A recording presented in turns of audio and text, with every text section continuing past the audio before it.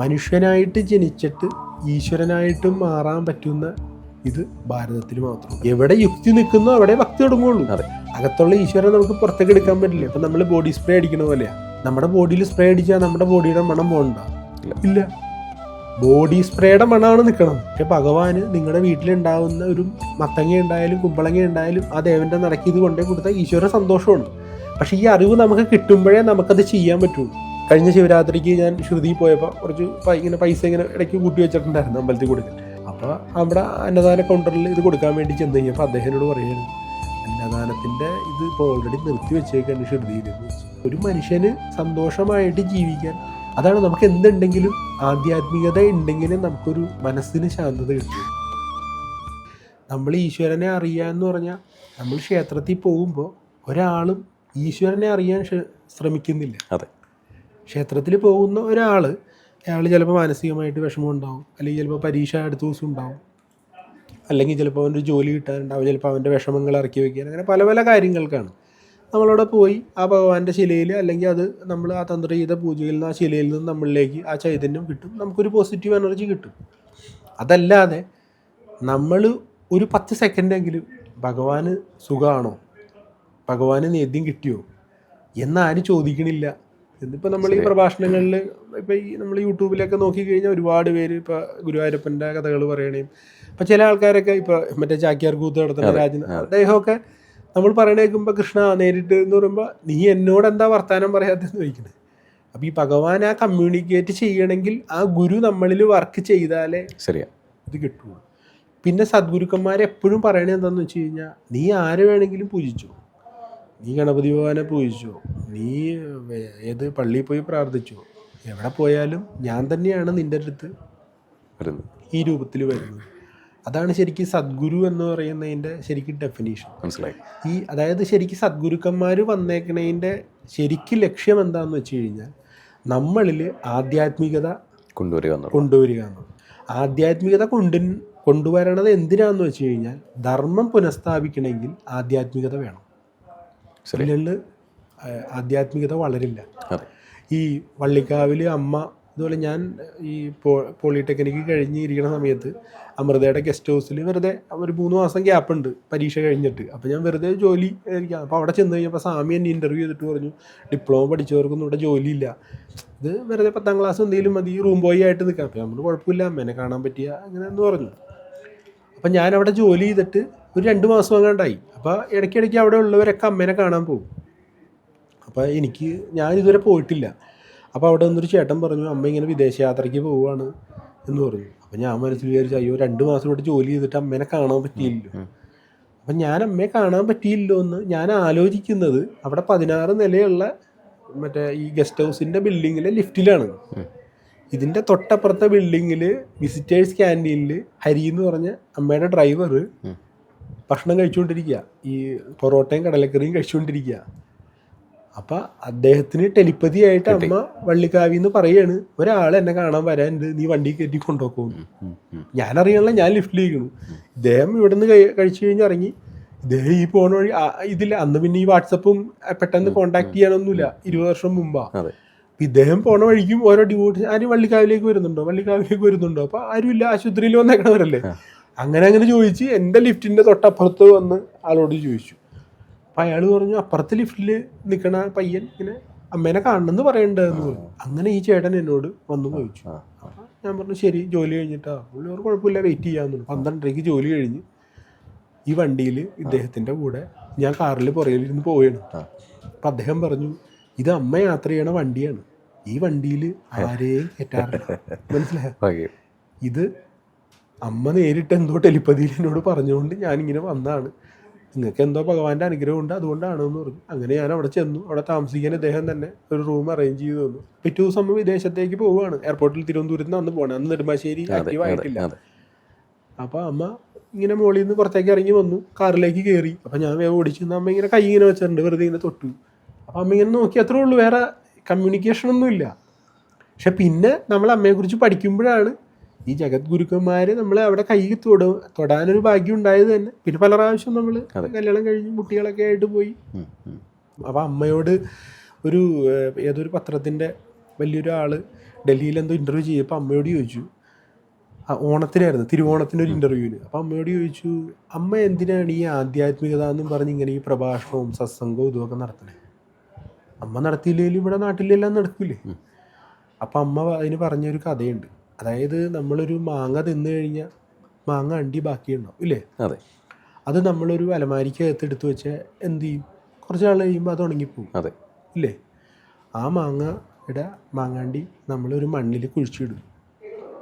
കുറച്ച് ദിവസം കഴിയുമ്പോൾ അത് മുള വരും, വെള്ളമൊഴിക്കും, അത് 2 ശിഖരങ്ങളാവും, വലുതാവും, അവിടെ പരാഗണം നടക്കും, കുറച്ചും കൂടി വലുതാവും, കിളികൾ വരും, കൂട് കൂട്ടും, പിന്നെയും വലുതാവും, അതിൻ്റെ അടിയിൽ തണലത്തെ ആൾക്കാരിരിക്കും, പിന്നെയും മാങ്ങ ഉണ്ടാവും, ഒരു ജനത മുഴുവൻ മാങ്ങ കഴിക്കും. അതാണ് ഒരു വ്യക്തിയിൽ ആധ്യാത്മികത കൊടുത്താലുണ്ടാവുന്ന നേട്ടം. ഇല്ലെങ്കിൽ ഈ സാധനം അവിടെ ഇരിക്കും. അതുപോലെ അമ്മ വിദേശയാത്ര, നമുക്ക് ചിരി വരും. അമ്മയോട് ഇതുപോലെ തന്നെ റിപ്പോർട്ടർ ചോദിച്ചു, അമ്മ എപ്പോഴും വിദേശയാത്രകളാണല്ലോ പോകുന്നത്, അമ്മ ഈ നാട്ടിൽ നിൽക്കണില്ലോ എന്ന് ചോദിച്ചു. അപ്പം അമ്മ പറഞ്ഞു, നമ്മുടെ ഭാരതത്തിലുള്ളവരെല്ലാം വിദേശികളെ കണ്ടാണ് പഠിക്കുന്നത്. മനസ്സിലായോ? നമ്മൾ പാൻറ് ഇട്ടുകൊണ്ട് കിടക്കുമ്പോൾ അവിടെയുള്ളൊരു ബെർമുഡയാണെങ്കിൽ നമ്മൾ പറയും ഫോറിനേഴ്സൊക്കെ ബെർമുഡയാണ്, നമ്മൾ ഇതാക്കും. അപ്പം ഞാൻ ഇവിടെ ഉള്ളവരോട് പറയണതിൽ നല്ലത് ഞാൻ അവിടെ ഉള്ളവരോട് പറഞ്ഞാൽ അപ്പോൾ അവർ ഉണ്ടാക്കി, അപ്പം നമ്മൾ തന്നെ മാറിക്കോളും, നമ്മൾ തന്നെ മാറിക്കോളും. അങ്ങനെ ഈ ഗുരുക്കന്മാർ പറയുന്ന ഓരോ വാക്യങ്ങളും ഒരുപാട് അർത്ഥങ്ങളുള്ളതാണ്. ഇപ്പോൾ ശ്രീരാമകൃഷ്ണദേവൻ ഇതേപോലെ ഒരു അദ്ദേഹത്തിൻ്റെ പേര് ഞാൻ മറന്നുപോയി, അദ്ദേഹത്തെ കാണാൻ വന്നു. അപ്പോൾ ചോദിച്ചു, എന്താ ആവശ്യം എന്ന് ചോദിച്ചു. ഇല്ല, എനിക്ക് മോക്ഷത്തിന് വേണ്ടി. അപ്പോൾ ഞാൻ ഒരുപാട് അലഞ്ഞപ്പോൾ ശ്രീരാമകൃഷ്ണദേവനെ കണ്ടാൽ എനിക്ക് മോക്ഷം കിട്ടും, എനിക്ക് സന്യാസം സ്വീകരിക്കണം, അതിനു വേണ്ടി ഞാൻ വന്നതെന്ന് പറഞ്ഞു. അപ്പോൾ ഭഗവാൻ ചോദിച്ചു, ശ്രീരാമകൃഷ്ണദേവൻ ചോദിച്ചു, നീ കല്യാണം കഴിച്ചാണെന്ന് ചോദിച്ചു. അതെ, കല്യാണം കഴിച്ചാൽ. ഭാര്യ ഉണ്ടോ? ഉണ്ട്. കുട്ടികൾ എത്രയാണ്? 2 പേര്. നീ ആ 2 കുട്ടികളെ നല്ലോണം പഠിപ്പിക്കുക, ഭാര്യനെ നോക്കുക, നല്ലത് ചെയ്യുക, നല്ല സത്പ്രകർമ്മം ചെയ്യുക, നിനക്ക് മോക്ഷം കിട്ടും, ഇതേ ഉള്ളൂ നിൻ്റെ സന്യാസം എന്ന് പറഞ്ഞു. പക്ഷെ നമ്മളതിനെ വേറെ പല രീതിയിൽ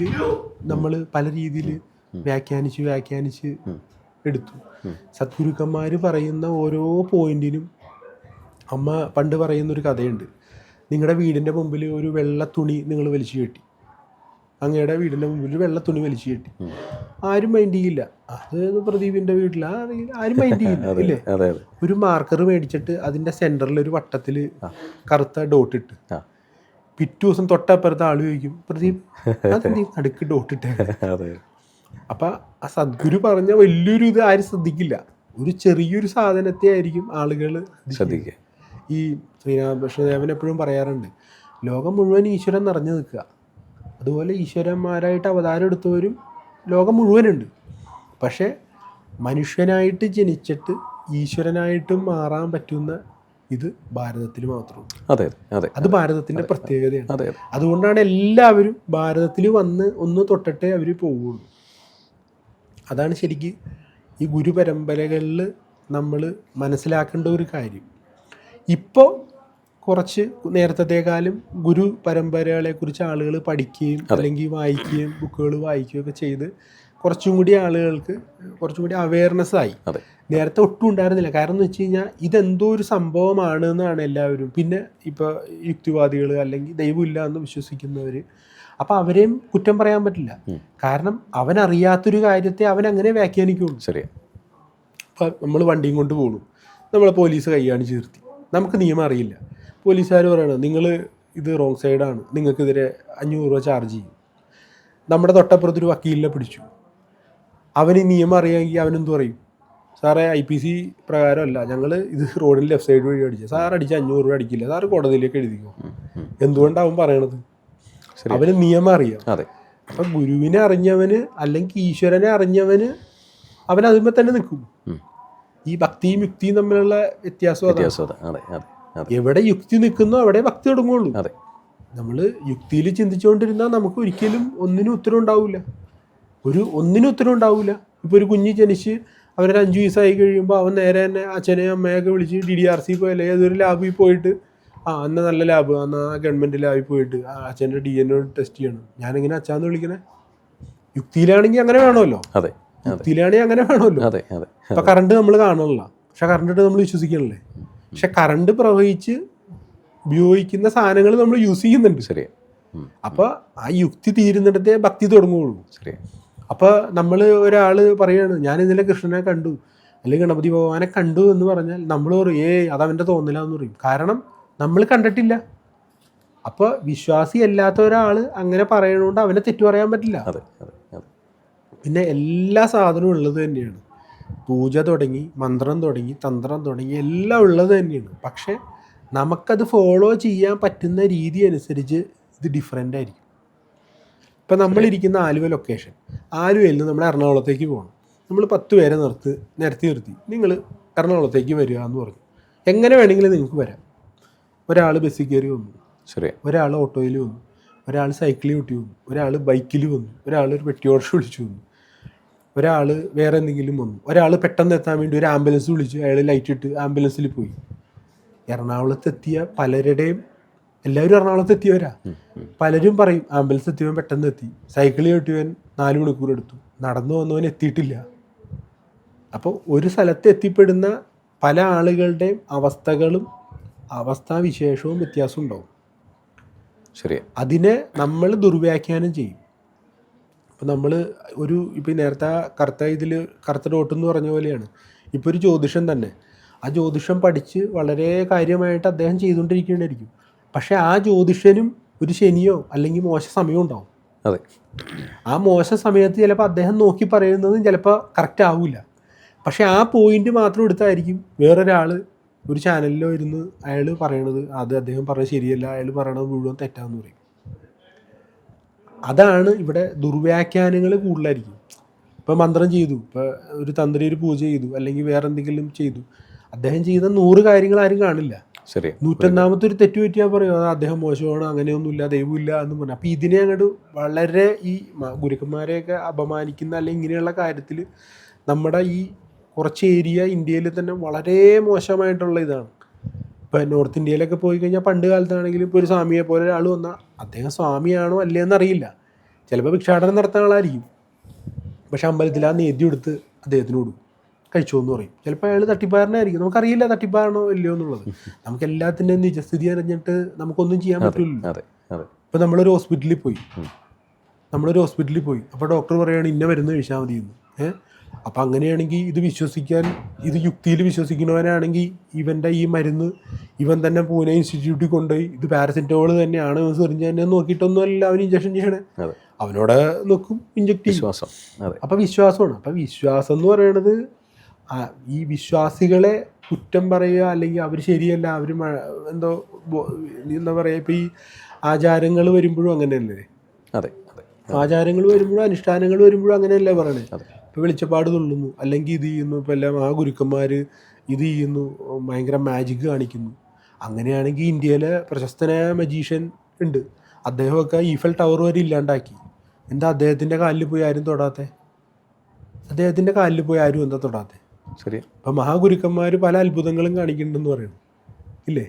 ഇപ്പോൾ വള്ളിക്കാവിൽ നമ്മൾ പോയി നോക്കി, അമ്മ ഒരു ദിവസം 7000-10,000 പേരെയാ ഒരു ദിവസം കാണുന്നത്. അമ്മ 10:30 ആ കസേരയിൽ ഇരുന്ന് കഴിഞ്ഞാൽ രാത്രി 11 മണിക്ക് വരെ എഴുന്നേറ്റ് നമ്മൾ കണ്ടിട്ടുണ്ട്. അപ്പോൾ അമ്മ വേറെ ഒന്നും പറയണില്ല, അമ്മ ഒരാളോടൊന്നും പറയണില്ല. ചിലപ്പോൾ ഒരാൾ ഒന്ന് കരയുമ്പോൾ പറയും മോനെ വിഷമിക്കണ്ട, എല്ലാം ശരിയാവും, ഇത്രേ പറയണുള്ളൂ. പക്ഷേ അതൊരു ഗുരുവിൽ നിന്ന് നേരിട്ടാവുമ്പോൾ അവർക്ക് ഭയങ്കര അച്ചീവ്മെൻ്റ് ആണ്. അതായത് നമ്മുടെ കൂടെ ഒരാളുണ്ട് എന്ന് വരുമ്പോഴാണ് നമുക്ക് ഊർജ്ജം കിട്ടുന്നത്, ഇല്ലേ? അല്ലെങ്കിൽ പിന്നെ വയസ്സായവർ സ്റ്റിക്ക് കൊണ്ട് കിടക്കേണ്ട കാര്യമില്ലല്ലോ. നമ്മൾ വീഴാറാകുമ്പോൾ പിടിക്കാൻ ഒരാളുണ്ട് എന്നത് തന്നെയാണ് നമ്മുടെ ഒരു ശക്തി. ആ ശക്തിയെ മറ്റൊരാൾ ഉപാസിക്കാനാണ്.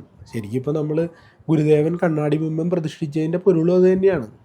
നിൻ്റെ ഉള്ളിൽ തന്നെയാണ് ഈശ്വരൻ. പക്ഷെ ആ ഈശ്വരനെ നമുക്ക് പുറത്തെടുക്കാൻ പെട്ടെന്ന് പറ്റില്ല. അതിന് പല പ്രൊസീജിയറുണ്ട്.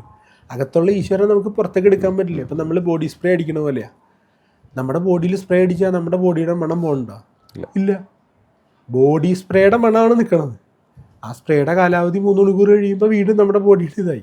അപ്പം നമ്മുടെ ബോഡിയുടെ സ്മെല്ല് പോകുന്നില്ല, വേറൊരു അഡീഷണൽ സാധനം അവിടെ ആക്ട് ചെയ്യണം. അതേപോലെ നമുക്കൊരു ഒന്നിനെ പുറത്തെടുക്കണമെങ്കിൽ ഒരിത് വേണം. അതാണ് ഗുരു. അവിടെയാണ് ഈ ഗുരു വരുന്നത്. കണ്ണാടി പോലെയാണ് ശരിക്കും. നമ്മളൊരു മിററിലേക്ക് നോക്കുമ്പോൾ നമ്മൾ കാണുമ്പോൾ അവിടെ നമ്മുടെ പ്രതിബിംബം തന്നെയാണ്. നമ്മളത് നോക്കി വന്ന് ഈ കണ്ണാടി മാറ്റി കഴിഞ്ഞാൽ പിന്നെ ഇല്ല, പിന്നെ ഗുരുവില്ല. നമ്മൾ തന്നെയാണ് ഈശ്വരൻ, അതെ. നമ്മുടെ ഉള്ളിൽ തന്നെയാണ് ഈശ്വരൻ ഇരിക്കുന്നത്. പക്ഷെ ആ ഉള്ളിലുള്ള ഈശ്വരനെ പുറത്തേക്ക് എടുക്കണമെങ്കിൽ അതിന് കുറേ പ്രൊസീജിയറുണ്ട്. അപ്പോൾ നമ്മൾ താഴേക്കിടയിലേക്ക് ഈ നമ്മൾ പല മാർഗങ്ങളുണ്ട്. ഇപ്പോൾ മെഡിറ്റേഷൻ ചെയ്ത് മോക്ഷം കിട്ടിയവരുണ്ട്, പല പല ഗുരുക്കന്മാരുണ്ട്. ഇപ്പോൾ ശ്രീ രവിശങ്കറിൻ്റെ കോഴ്സുകൾ ചെയ്യുന്നുണ്ട്, യോഗ ചെയ്യുന്നുണ്ട്, മെഡിറ്റേഷൻ. ഏത് രീതിയിലും നമുക്ക് മോക്ഷപ്രാപ്തിയിലേക്ക് എത്താൻ പറ്റും. പക്ഷേ അതിൽ ഏറ്റവും സിമ്പിൾ മെത്തേഡാണ് ഈ പൂന്താനത്തിൻ്റെ ജ്ഞാനപ്പാന മോഡൽ. ഏറ്റവും ഈസിലി അവൈലബിളുമാണ്, നമുക്ക് ടെൻഷനില്ല. അതുകൊണ്ടാണ് നമുക്ക് ഏറ്റവും ആക്സസ്. അതുകൊണ്ടാണ് നമ്മൾ ഇപ്പോൾ ചെറിയ കുട്ടി, 3 വയസ്സായ കുട്ടി, ഇപ്പം എൻ്റെ 4 വയസ്സായ അല്ലെങ്കിൽ 3 വയസ്സായ കൊച്ചിനോട് നമ്മൾ ജഗത് ഗുരു ഇതാണ് എന്നൊന്നും പറഞ്ഞാൽ ആ കുട്ടിക്ക് മനസ്സിലാവില്ല. അപ്പോൾ ആ കുട്ടീനെ നമ്മൾ രാവിലെ കുളിപ്പിച്ചു, അമ്പലത്തിൽ കൊണ്ടുപോയി, ഇത് ഭഗവാനാണ്, ഇത് കൃഷ്ണ ഭഗവാനാണ്, ഇത് ദേവനാണ് എന്നുള്ള സങ്കല്പം ആ കുട്ടിക്ക് കൊടുക്കുകയാണ്. പിന്നെ കുറേ കാലം കഴിഞ്ഞ് ഭക്തി നമ്മൾ കൊടുക്കുകയാണ്. വളരെ ശുദ്ധമായ ഭക്തിയാണ്.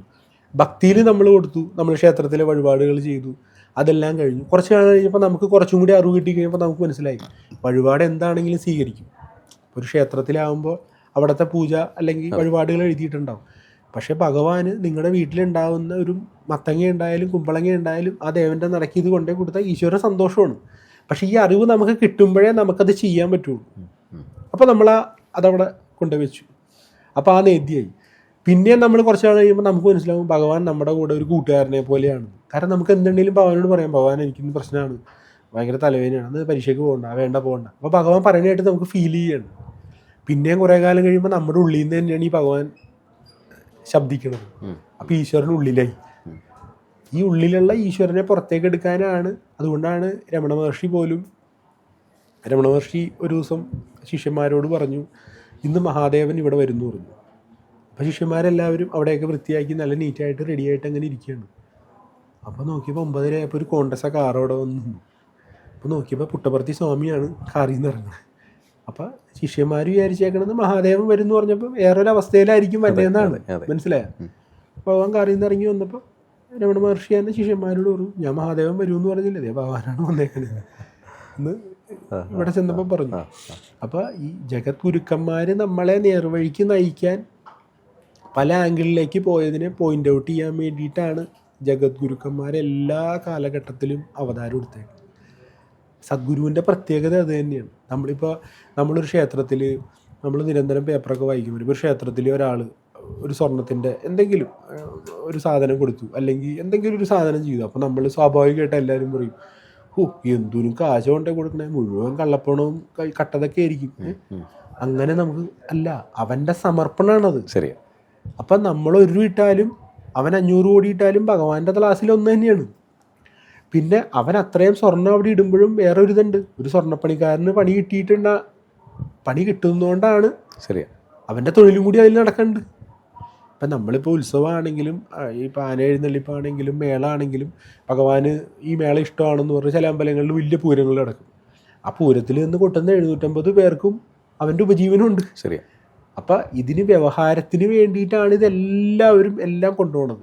ഇപ്പം നമ്മൾ ചില ആൾക്കാരോട് നമ്മളെന്തെങ്കിലും പൈസയോ അല്ലെങ്കിൽ എന്തെങ്കിലും ഒരു കാര്യം, ഇപ്പോൾ ഒരു രോഗിനെ സഹായിക്കണം, നമ്മുടെ വീടിൻ്റെ അടുത്തുള്ള കുറച്ച് പേര് ഇരുന്ന് ഒരാളുടെ വീട്ടിൽ ചെന്ന്, ചേട്ടാ അയാൾക്ക് രോഗി സഹായിക്കണം, 1000 രൂപ. ഇല്ല, ഞാൻ പൈസ തന്നില്ല, അയാൾ തരില്ല എന്ന് തരും. പക്ഷേ ചിലപ്പോൾ അയാൾ ഏതെങ്കിലും ഒരു ഗുരുവിൻ്റെ ഡിവോട്ടി ആണെങ്കിൽ ചിലപ്പോൾ ആ ട്രസ്റ്റ് വെള്ളപ്പൊക്കത്തിൽ വീണവർക്ക് വീട് പണിത് കൊടുക്കുന്നുണ്ടാവും. അത് ചിലപ്പോൾ പുള്ളി 5000 രൂപ കൊടുക്കുന്നുണ്ടാവും. ശരി, നമ്മളറിയില്ല. അപ്പം ഈ വരുന്ന ഇതിനെ പലതായിട്ട് വിഭജിച്ച് കൊണ്ടുപോകണമാണ് ശരിക്കും ഗുരു ചെയ്യുന്നത്. അപ്പം നമ്മൾ വിചാരിക്കും അവരെ ഇപ്പം നമ്മൾ ചില സ്ഥലങ്ങളിൽ ചെന്ന് കഴിയുമ്പോൾ, ഇപ്പോൾ നമ്മൾ അമ്മേനെ കാണാൻ ചെന്നാലും ചിലപ്പോൾ നമ്മളവിടെ ഇങ്ങനെ ക്യൂ നിൽക്കുമ്പോൾ ചിലപ്പോൾ VIP ആയിരിക്കും, ചിലപ്പോൾ ഗവർണറായിരിക്കും, മന്ത്രി ആയിരിക്കും. അവർ ചിലപ്പോൾ നേരെ കൂടി കയറി വന്നു അമ്മേനെ കണ്ടു ദർശിച്ചു പോകുമ്പോൾ നമ്മൾ ക്യൂലിരിക്കും. നമ്മൾ വിചാരിക്കും, അയ്യോ നമ്മൾ ഈ പാവങ്ങളല്ലേ, നമ്മൾ ഒരു ചെറിയ ജോലിയായിട്ട് ഈ ക്യൂല് വന്ന് അവർ സുഖമായിട്ട് വന്ന് പോയി എന്ന് വിചാരിക്കും. പക്ഷേ ഗുരുവിന് അവിടെ വന്ന് കണ്ടാലും നമ്മൾ ദൂരെ നിന്ന് ആ സ്റ്റേജിൻ്റെ അവിടെ നിന്നായാലും അമ്മ നമ്മളെ കാണുന്നുണ്ട്. അതാണ് ശരിക്ക് ഗുരുവിൻ്റെ സങ്കല്പം. ആ ഗുരു, നമ്മുടെ ഉള്ളിലുള്ള ഗുരുവിനെ നമ്മൾ പുറത്തേക്ക് വരുമ്പോഴാണ് ശരിക്ക് അവനിലുള്ള ഇത് പുറത്തേക്ക് വരുന്നത് ശരിക്കും. പിന്നെ ഗുരുക്കന്മാർ നമ്മളെ പഠിപ്പിച്ചതിനൊരു പ്രധാന പോയിന്റ് എന്താണെന്ന് വെച്ചാൽ എല്ലാവരും തുല്യരാണ്. മനസ്സിലായോ? അതെ. ഇപ്പം ഞാനും എനിക്കിപ്പോൾ ഓസ്കാർ അവാർഡ് കിട്ടിയാലും നിങ്ങൾക്ക് നാളെ പത്മശ്രീ കിട്ടിയാലും ഇത് കിട്ടാത്ത മരപ്പണിക്കാരൻ, കാരണം എന്ന് വെച്ചാൽ അവന് ഈശ്വരൻ കൊടുത്തേക്കണ കഴിവ് നിങ്ങൾക്കില്ല. അതെ അതെ അതെ. നിങ്ങൾക്ക് ചെയ്യണ പോലെ നമുക്കില്ല. ഇപ്പം നമ്മൾ ചിലപ്പോൾ ഒരു നാട്ടിൽ ഭയങ്കര മോശക്കാരനായിരിക്കും, നാട്ടുകാർ പറയും അവനെ കൊണ്ട് രക്ഷയില്ല എന്ന് പറയും. പക്ഷേ ഇത് പറഞ്ഞു കേട്ട് നമ്മൾ പറയും അവൻ തെങ്ങ് കയറാൻ വന്ന ആ തെങ്ങ് നന്നായിട്ട് വിളയും, അവൻ തെങ്ങ് കയറിയ എന്ന് പറയും. വെച്ചാൽ അവൻ്റെ കർമ്മത്തിൽ ഈശ്വരൻ അവൻ അനുഗ്രഹിച്ചിട്ടുണ്ട്. അപ്പോൾ നമ്മളിപ്പോൾ എന്തെങ്കിലും വൈകല്യമുള്ളവരോ കണ്ണ് കാണാത്തവരോ അല്ലെങ്കിൽ ചെവി കേൾക്കാത്തവരോ നോക്കുക, എല്ലാവർക്കും എല്ലാ ആളുകൾക്കും നമ്മൾ ഓരോ കഴിവുകളുണ്ട്. ആ കഴിവ് മറ്റേയാൾക്ക് ഉണ്ടാവുകയില്ല. ശരിയാ. ഇപ്പം ഈ കൈരേഖയുടെ കാര്യം പറഞ്ഞ പോലെ 160 കോടി ജനങ്ങളുണ്ട്, ഇത്ര കോടി ജനങ്ങളുണ്ട്, എല്ലാവരുടെയും ബ്ലഡ് റെഡാണ്. പക്ഷെ എല്ലാവരുടെയും കൈരേഖ വ്യത്യാസമുണ്ട്. അപ്പോൾ ഹസ്തരേഖ ശാസ്ത്രമുണ്ടോ? ശാസ്ത്രമുണ്ട്. എൻ്റെ രേഖയല്ല നിൻ്റെ രേഖ, നിൻ്റെ രേഖയല്ല എൻ്റെ രേഖ, അപ്പോൾ രേഖ വ്യത്യാസമുണ്ട്. ശരി. ആ നോക്കുന്ന ആൾക്ക് തെറ്റ് പറ്റിയാൽ അത് തെറ്റായി പോവും. ഇപ്പോൾ നമ്മുടെ വീട്ടിൽ സാധാരണ 10 അടിയിലാണ് നമ്മൾ ഒരു ഫസ്റ്റ് ഫ്ലോർ വീട് പണിയേണ്ടത്. കണക്ക് തെറ്റുള്ളൊരു പണിക്കാരനാണെങ്കിൽ അയാൾ 9 അടിയിൽ വീട് പണിതാൽ മറ്റു വീടുകളിലേക്കാളും കുറച്ച് പൊക്കം കുറവായിരിക്കും. അത് ആ കണക്ക് എഴുതിയ അല്ലെങ്കിൽ ആ നോക്കിയ ആളുടെ തെറ്റാണ്. പക്ഷെ ആ പെശകിനെയാണ് മറ്റുള്ളവർ പറയണത് ജ്യോതിശാസ്ത്രമില്ല. ജ്യോതിശാസ്ത്രമുണ്ട്, അത് ശാസ്ത്രമാണ്. ശാസ്ത്രം എന്ന് പറഞ്ഞാൽ കണക്കാണ്, വേറൊന്നുമില്ല. അല്ലെങ്കിൽ പിന്നെ വിമാനത്തിന് ആ ഷേപ്പ് ഉണ്ടാക്കേണ്ട കാര്യമില്ലല്ലോ. സാധാരണ മെട്രോ ട്രെയിനിൻ്റെ ഷേപ്പിൽ ഉണ്ടാക്കിയാൽ പോരെ. അതിന് എയറോഡൈനാമിക് വേണമെന്ന് പറഞ്ഞാൽ അതതിൻ്റെ ഷേപ്പാണ്. അപ്പം കണക്ക് എല്ലാത്തിലും ഉണ്ട്. ഈശ്വരൻ എന്ന് പറഞ്ഞാൽ സർവ്വവ്യാപിയാണ്, ബ്രഹ്മമാണ്. അപ്പം നമ്മളെ നേർവഴിക്ക് നയിക്കാനാണ് ഈ ക്ഷേത്രങ്ങളും ആചാരങ്ങളും എല്ലാ സാധനവും ഉണ്ടാക്കിയേക്കുന്നത് നമ്മളിൽ വരെ. ഇപ്പോൾ ശബരിമല ഇപ്പോൾ മണ്ഡലകാലമാണ്, നമ്മൾ സ്റ്റെപ്പ് കയറി 18 പടി കഴിഞ്ഞ് നമ്മൾ തത്വമസി. അപ്പം ശരിക്കും പറഞ്ഞാൽ ഒരു പ്രാവശ്യം പോയാൽ മതി. ശരിക്കും ഭഗവാൻ പറയണ ഒരു പ്രാവശ്യം വന്നാൽ മതി. കാരണം അവിടെ വന്നപ്പോൾ പറഞ്ഞു നീ തന്നെയാണ് ഞാനെന്ന്. അത് ലോകത്ത് അങ്ങനത്തെ ഒരു സ്ഥലമില്ല. ഞാൻ തന്നെയാണ് നീ എന്ന് പറയണു. അതിൽ ഞാനും നീയും ഒരു പേരും എന്നെ വിളിക്കണം, അയ്യപ്പ അയ്യപ്പ എന്ന് തന്നെ നമ്മൾ പരസ്പരം വിളിക്കുന്നു. ഞാനും നീയും ഒന്ന് തന്നെയാണ്. പക്ഷെ നീ അതറിഞ്ഞ് ജീവിക്കണം. ആ സങ്കല്പമാണ് ശരിക്കും. അത് നമ്മുടെ ഓരോ ക്ഷേത്രങ്ങളുടെ ആണെങ്കിലും മറ്റേ ഇതെടുത്താലും ആശ്രമങ്ങളുടെ എടുത്താലും എല്ലാത്തിൻ്റെ അടിസ്ഥാനം എന്ന് പറയുന്നത് എല്ലാവരും സമചിത്തതയോടുകൂടി, എല്ലാവരും ഏത് മതസ്ഥനായിക്കോട്ടെ ഏത് ഈശ്വരനെ വിളിച്ചോട്ടെ, അവന് സമാധാനത്തോടെ സന്തോഷത്തോടെ കഴിയാനാണ് ഈ ആധ്യാത്മികതയും എല്ലാ സാധനവും ഉണ്ടാക്കിയത്. ഇപ്പോൾ രത്തൻ ടാറ്റ മരിക്കണതിന് മുമ്പ് ഷിർദിയിൽ വരുമ്പോൾ അവിടെ കസേര ഉണ്ടെങ്കിലും ചിലപ്പോൾ നിലത്തിരിക്കാൻ പറ്റുമെങ്കിൽ അവരുടെ കൂടെ ഇരുന്ന് ഭക്ഷണം കഴിക്കും.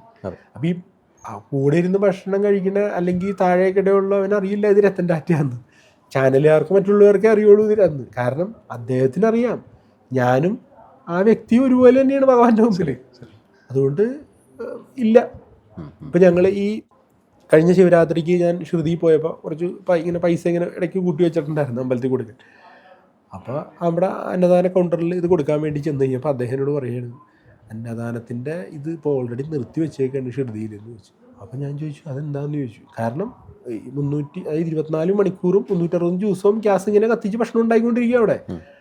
അപ്പം പറഞ്ഞു അതുകൊണ്ടല്ല, ഇത്ര $1 ട്രില്യൺ, അതായത് അത്രയും പൈസ ഓൾറെഡി അന്നദാനത്തിന് വന്ന് കിടക്കുകയാണെന്ന്, എത്രയോ കാലത്തേക്കുള്ളത്, ഇനി അതിലെടുക്കാൻ പറ്റില്ല എന്ന് മനസ്സിലായി. പിന്നെ പറഞ്ഞു വണ്ടിയിൽ നമ്മൾ മരുന്ന് കൊണ്ടുപോയിട്ട് പല രോഗികൾക്കും കൊടുക്കുന്നുണ്ട്, അതിന് വേണമെങ്കിൽ നമുക്ക് നോക്കാം, ശരി കൊടുക്കാമെന്ന് പറഞ്ഞു. അപ്പോൾ ആ ഭഗവാൻ പണ്ട് പറഞ്ഞിരുന്ന അതിപ്പോഴും പാലിക്കുന്നുണ്ട്. അപ്പോൾ ഒരു മനുഷ്യന് സന്തോഷമായിട്ട് ജീവിക്കാൻ, അതാണ് നമുക്ക് എന്തുണ്ടെങ്കിലും ആധ്യാത്മികത ഉണ്ടെങ്കിലും നമുക്കൊരു മനസ്സിന് ശാന്തത കിട്ടും. കണ്ണൻജി പറഞ്ഞാൽ വളരെ കറക്റ്റാണ്. അത് കുറേ വാല്യുബിൾ പോയിൻറ്റ്സ് ഉണ്ട്. ഈ ആധ്യാത്മിക എന്ന് പറയുന്ന സമയത്ത് ഇപ്പോൾ സാധാരണ ഒരാൾ ഒരു ഗുരുവിനെ തേടി അലയുന്നു. അപ്പോൾ നിയോഗമാകുമ്പോൾ ഒരു ഗുരുവിൻ്റെ അടുത്ത് പല സമയങ്ങളിലും പ്രേരിത ഗുരു വരും അല്ലേ, ഓരോ കാര്യങ്ങൾ വഴി കാണിച്ച് തരാൻ വേണ്ടി പ്രേരിത ഗുരു വരും. ഇതൊക്കെ പോയി എന്തെങ്കിലുമൊക്കെ പ്രശ്നങ്ങളൊക്കെ സംഭവിച്ച് നല്ല ഗുരുവിലേക്ക് എത്തുകയും അപ്പോൾ അവിടുന്ന് സദ്ഗുരുവിലേക്ക് പോകുമ്പോഴാണ് അപ്പോൾ നമ്മുടെ ചൈതന്യത്തെ അടുത്ത ലെവലിൽ കൊണ്ടുപോകാൻ നിങ്ങളാണ് ശിവൻ, നീയാണ് ശിവൻ, അല്ലെങ്കിൽ ഞാനാണ് ശിവൻ, ബോധമുള്ളവനാണ്, നമ്മളെ അടുത്ത് അപ്ലിഫ്റ്റ് ചെയ്യാനാണ് ഈ സദ്ഗുരുവിൻ്റെ ഒരു പ്രസൻസ് വേണ്ടി വരുന്നത്. ഈ സദ്ഗുരുവിൻ്റെ അടുത്ത് എത്താൻ പറ്റാത്ത ഒരുപാട് ആൾക്കാരുണ്ടല്ലോ. അപ്പോൾ ഇവർക്ക് എപ്പോഴും മനസ്സിനകത്ത് ഞാൻ സദ്ഗുരുവിൻ്റെ അടുത്ത് പോയി ഭയങ്കര തിരക്കാണ്, എന്നെ മൈൻഡ് ചെയ്തില്ല, എനിക്ക് എത്താൻ പറ്റിയില്ല. പക്ഷെ തൊട്ടപ്പുറത്ത് ഒരു VIP വരുന്നു, കാണുന്നു, പോകുന്നു. അപ്പോൾ സാധാരണ രീതിയിൽ നമുക്കൊരു മാനസിക ഒരു ഇണക്കങ്ങളും പിണക്കങ്ങളും സാധാരണ ആൾക്കാർക്ക് ഉണ്ടാകാം. അപ്പോൾ അവരുടെ ചിന്താരീതികളാണ് ഇത് എടുത്ത ലെവലിലേക്ക് എത്തുക. അപ്പോൾ സദ്ഗുരുവിലേക്ക് എത്താൻ പറ്റുന്നില്ല എന്നൊരു കാറ്റഗറി. രണ്ടാമത്തെ കാറ്റഗറി വരുന്നത് എനിക്ക് ആധ്യാത്മിക അറിയാമെന്ന് പറയുന്ന ആൾക്കാർ. അപ്പോൾ എന്താണ് ആധ്യാത്മിക, അല്ലെങ്കിൽ ആധ്യാത്മിക എന്ന് പറഞ്ഞാൽ പറഞ്ഞു നടക്കാൻ പറ്റുന്ന ഒന്നാണോ? അപ്പോൾ ഇങ്ങനെ ഒരുപാട് ക്വസ്റ്റ്യൻസ് സാധാരണ ആൾക്കാരുടെ മനസ്സിലുണ്ട്. ഇപ്പോൾ നമ്മളിപ്പോൾ ഏതെങ്കിലും അമ്പലത്തിൽ പോകുന്നു, ആ അമ്പലത്തിലെ ഊർജ്ജവും നമ്മുടെ ഊർജ്ജവുമായിട്ട് കണക്റ്റഡ് ആവുന്നു. അപ്പം നമ്മൾ പോയി പറയുന്ന കാര്യം നടക്കും. ചില അമ്പലങ്ങളിൽ പോകുമ്പോൾ അവിടുത്തെ ഊർജ്ജവും നമ്മളെ ഊർജ്ജവും കണക്റ്റഡ് ആവില്ല. നമ്മൾ പോയി ഇപ്പോൾ കണ്ണൻജി പറഞ്ഞ പോലെ ആ മൂർത്തിക്ക് സുഖമാണോ എന്ന് ചോദിക്കാനല്ല, അല്ലെങ്കിൽ ഒരു കോൺവെർസേഷനല്ല പലരും പോകുന്നത്. സാധാരണ ആൾക്കാർ പോയി അവരുടെ നീഡ്സ് പറയും, എനിക്ക് അത് വേണം ഇത് വേണം പറയും, തിരിച്ചു വരും. അപ്പോൾ ഒന്നും നടന്നില്ലെങ്കിൽ പിന്നെ അവിടെ വിശ്വാസമില്ലാതെയാകുന്നു. ഇതെല്ലാം ഒരു ആധ്യാത്മികതയുടെ അറിവില്ലായ്മകളല്ലേ?